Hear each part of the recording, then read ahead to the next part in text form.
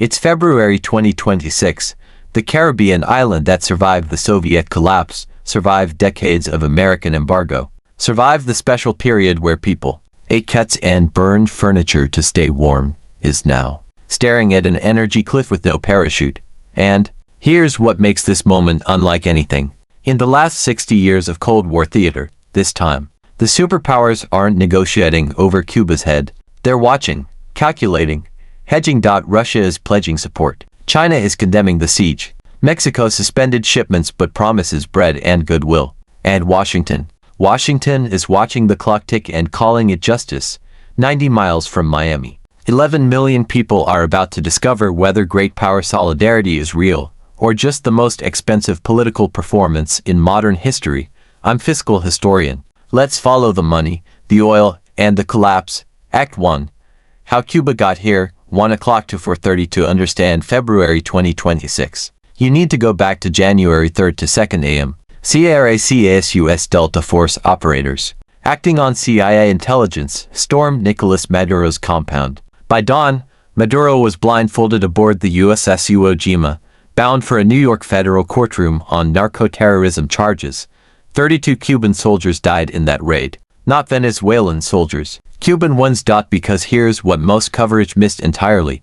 Cuba didn't just support Venezuela diplomatically. Cuba ran Venezuela's internal security.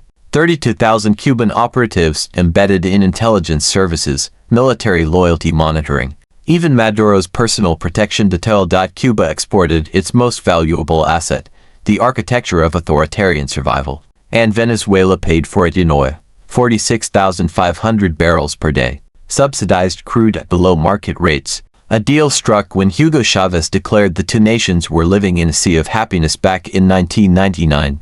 That oil didn't just power Cuban homes, Cuba resold the surplus at market rates, generating hard currency to import food and medicine.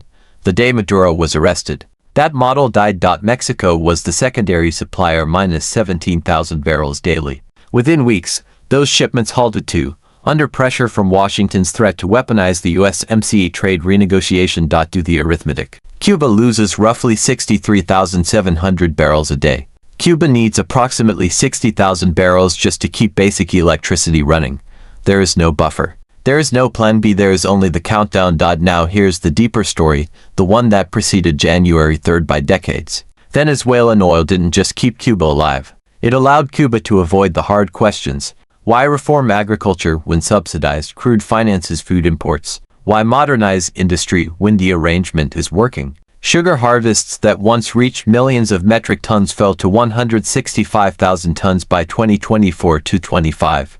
Real wages, adjusted for inflation, collapsed 96% since 2015. Farmers abandoned tractors for oxen, and then the oxen were stolen for food. Venezuela's oil was in for drip, and Cuba never learned to breathe without it. When Delta Force cut that line on January 3rd, Cuba didn't just lose a trade partner. It lost the economic architecture that had sustained the entire system since the Soviet Union collapsed. Act 2. The siege for 8:30 on January 29, 2026. One day before Secretary of State Marco Rubio testified before the Senate Foreign Relations Committee on Cuba, President Trump signed Executive Order 14,380. The mechanism is elegant in its brutality. The Commerce and State Departments identify which countries sell oil to Cuba. The president sets tariff rates on their goods. Shipments continue, tariffs escalate. This is secondary sanctions. Washington penalizing third countries for their own independent trade decisions with a sovereign nation.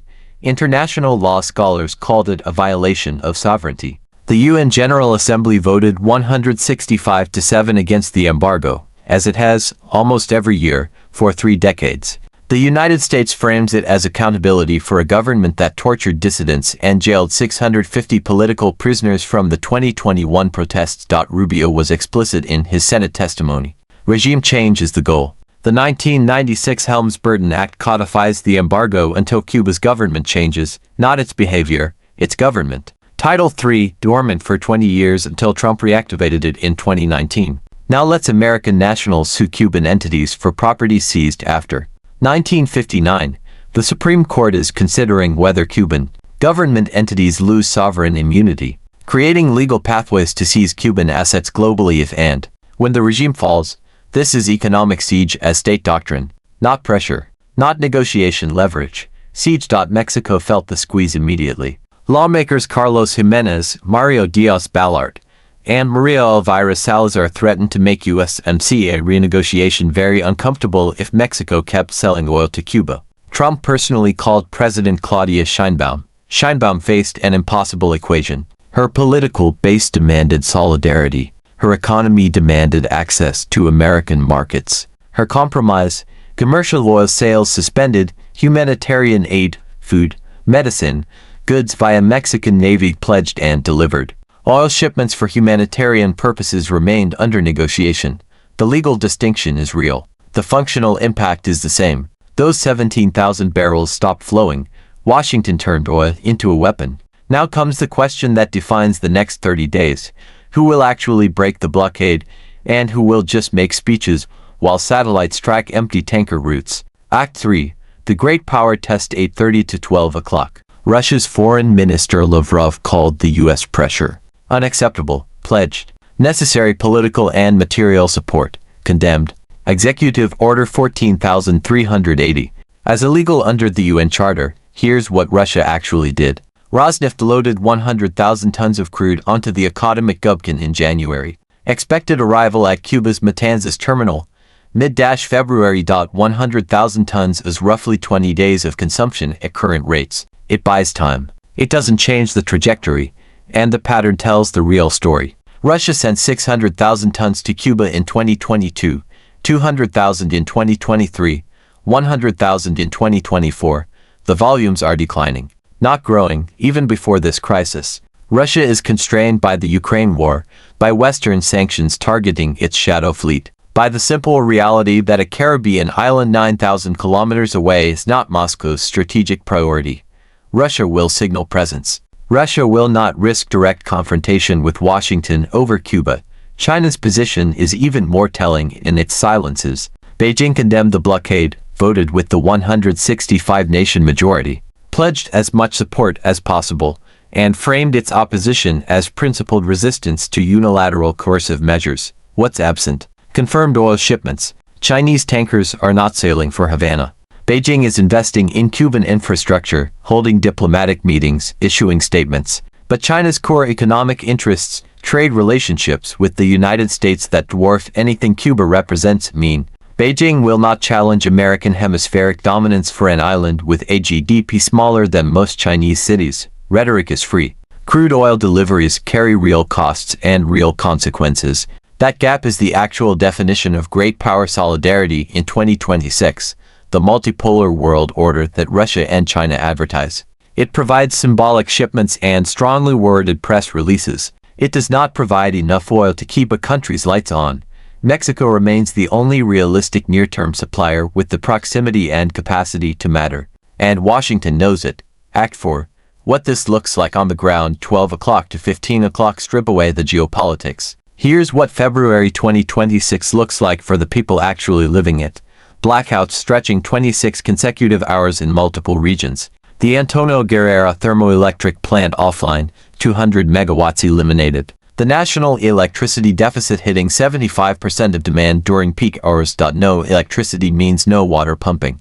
Artemisa province recorded an 83% reduction in water access. Havana, 80%. No refrigeration means food spoils. Hospital equipment fails. Public transport stops.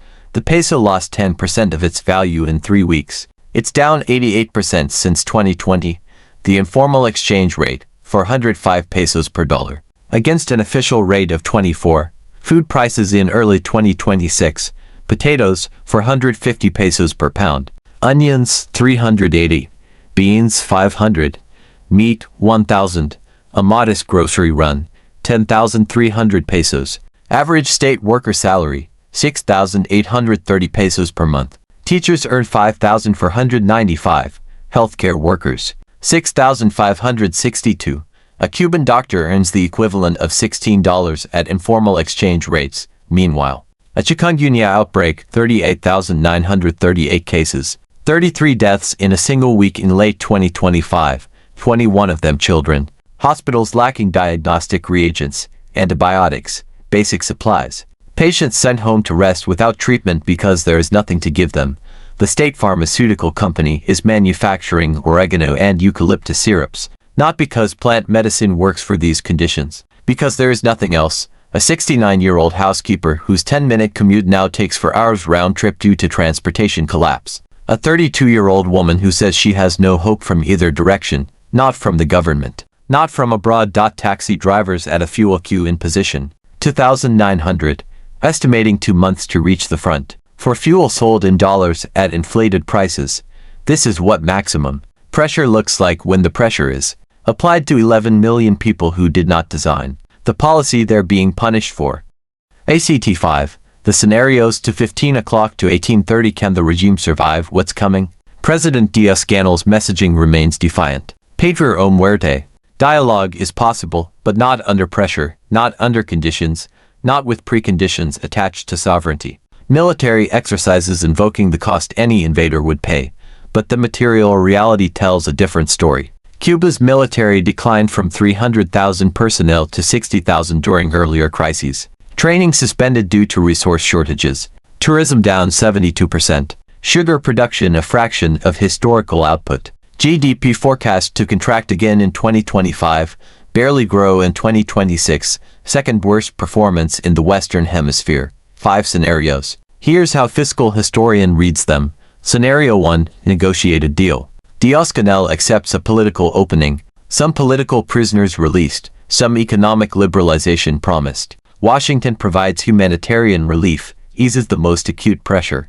Most likely if the regime decides survival requires pragmatism over pride. Lowest probability given current rhetoric from both sides.